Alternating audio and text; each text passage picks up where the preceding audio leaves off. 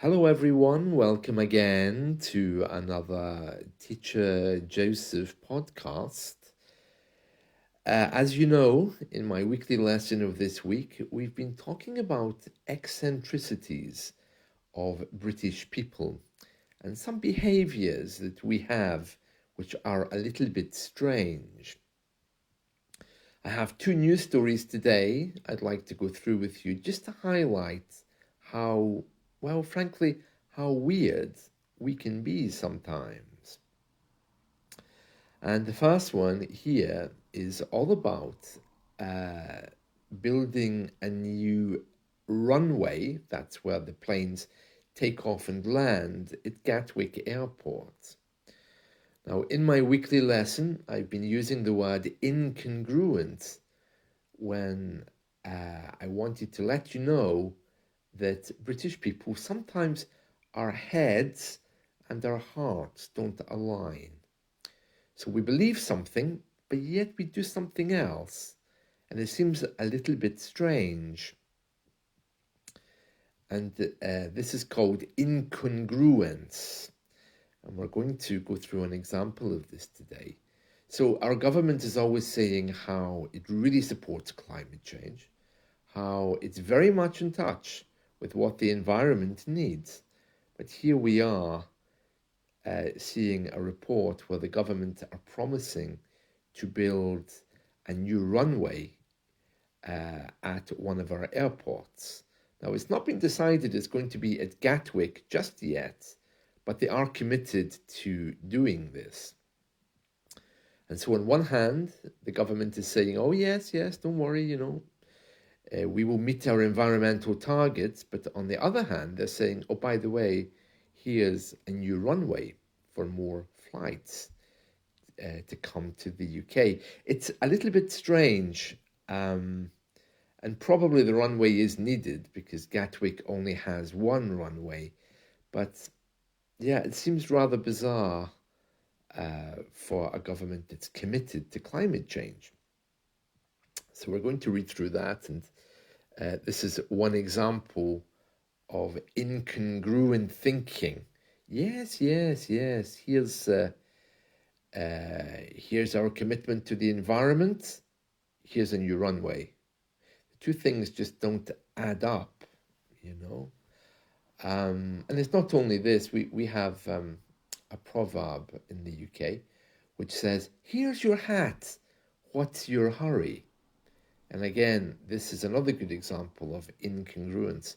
And that's when someone comes to visit you and you say, hi, would you like a nice cup of tea? Come in.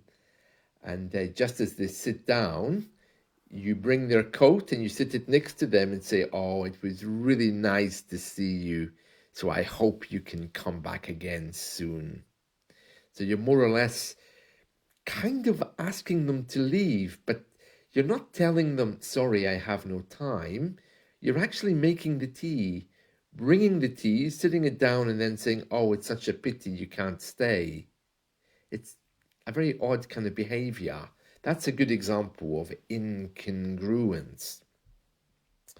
And I was using that in my weekly lesson to talk about how to deal with my emergency leak in my bathroom ceiling.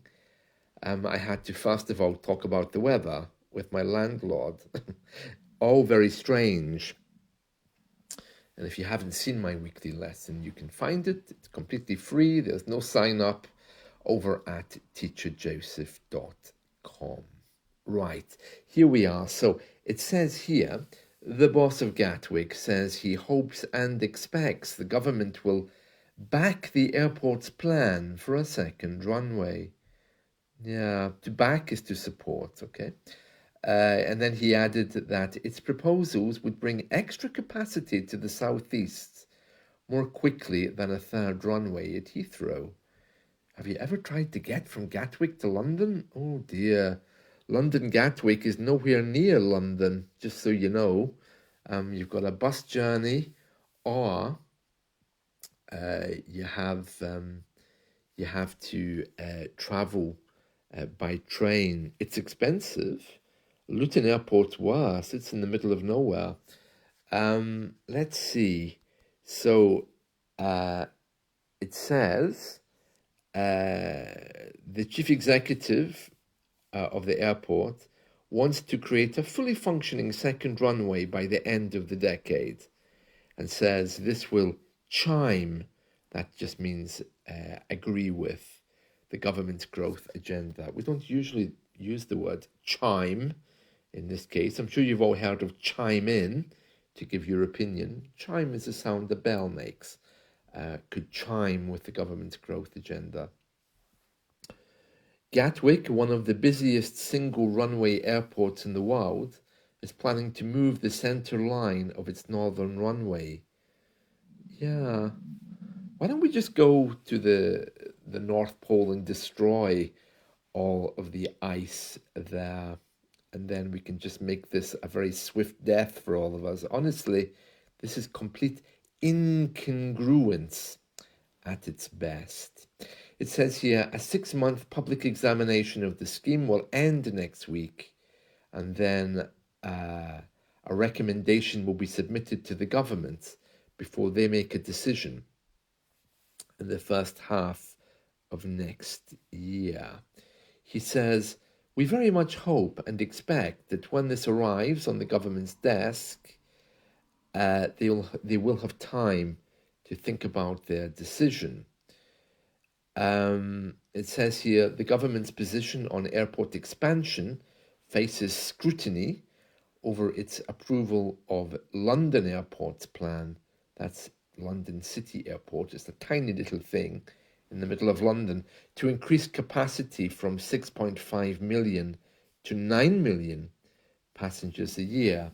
And of course, the decision, rightly, has been criticised by environmental campaigners. Keir Starmer, our Prime Minister, he's saying here that the government is not opposed to new or longer runways or to people flying more, but they must meet clear conditions on pollution obligations over the climate crisis and lead to economic growth. Dear. Right, another story making the news today is all about the art sector, which is facing cuts. Now, I think, as I recall, in an earlier weekly lesson, I think going back a few months, we spoke about how during any economic crisis, the first thing the government does is to remove funding from the arts. And that's because, of course, creativity can't be measured in the same way as processes can. So if you're told to build a house within a month, you have a target, you reach it, and of course you're paid or you need an extension. Creativity is not so black and white. Also, the value of art is very subjective based upon who's buying it. So it's not always clear how art is funded, how a benefit can come from it. So whenever there's any difficulties with cash, arts usually suffer. And of course, bearing in mind our Puritan history, art has never been seen as something valuable.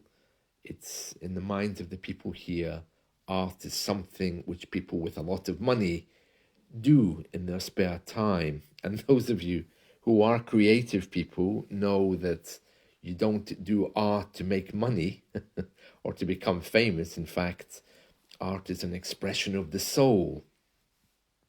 But that takes us way into our history of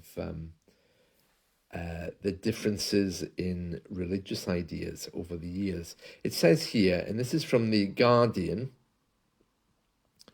on the 23rd of August, that's today, it says, many of Scotland's best-known arts organisations, including the Edinburgh Festival, Fringe, and National Jazz Orchestra, are in uproar, that just means upset, over plans for deep cuts in culture funding. They said the proposed cuts, which came to light in the middle of the Edinburgh Festival, would leave Scottish artists in crises and cause deep damage to the country's reputation and economy.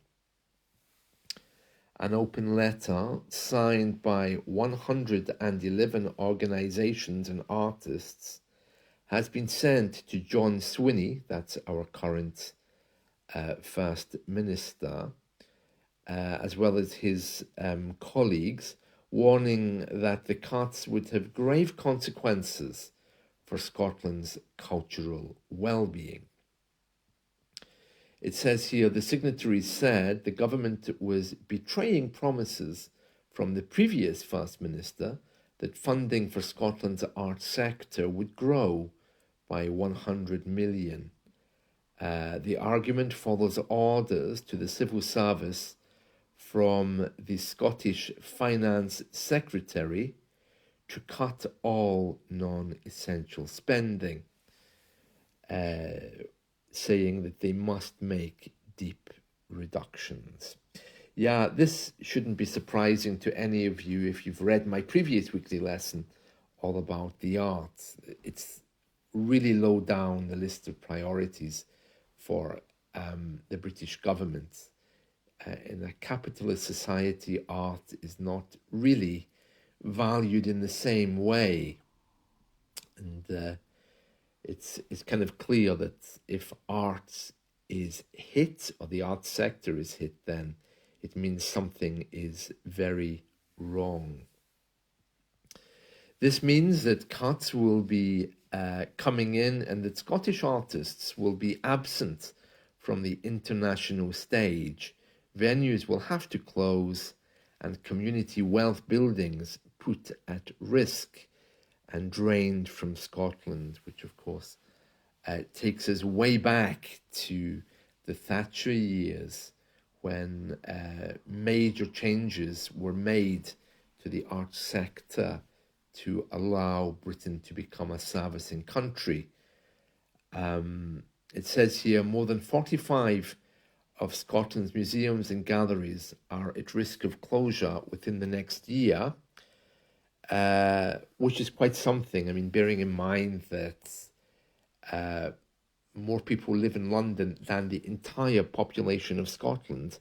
45 of those, if they close, there will be some big questions to answer there. But again, I think they know they can do this because Scottish people themselves, I think it's not everyone who can appreciate art because of our history with industry.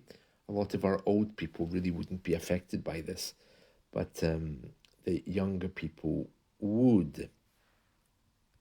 And there we are. So that's two stories from today. One example of incongruence, or what looks that way. In reality, it's probably just some political maneuver. And another one all about the drain of finances in the arts sector in Scotland, which again is kind of typical. It's all swings and roundabouts, as we say in the UK, and that just means it's always like that. Money goes in one hand and appears in the other, and then handed back, and the same thing again. Have a nice day. See you. Bye.